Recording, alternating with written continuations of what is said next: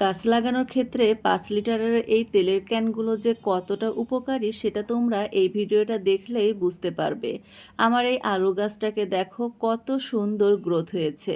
আমি কিন্তু খুবই অল্প দিন হয়েছে ২টো আলু এই ৫ লিটারের তেলের ক্যানে বসিয়ে দিয়েছিলাম যে এই তেলের ক্যানগুলোতে কেমন হয় সেটা দেখার জন্য। আর ২টো গাছের এত সুন্দর গ্রোথ হয়েছে যেটা দেখে একদমই যেন মনটা ভরে যাচ্ছে। তোমরাই দেখো এটা কত সুন্দর গ্রোথ হয়েছে।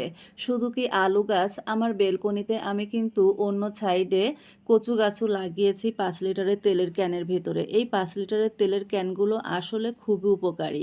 এর ভেতরে কিন্তু প্রচুর পরিমাণে মাটি ধরে আর সারটার খুব সুন্দরভাবেই দেওয়া যায়। আমার এই কচু গাছের গ্রোথ দেখো মাশাআল্লাহ, এই তেলের ক্যানগুলোতে কতটা সুন্দর হয়েছে। চাইলেই কিন্তু আমি অন্য কিছুর ভেতরে লাগাতে পারতাম, তবে এটাই আমার কাছে বেস্ট মনে হয়েছে। তোমাদের কেমন লাগলো জানিও।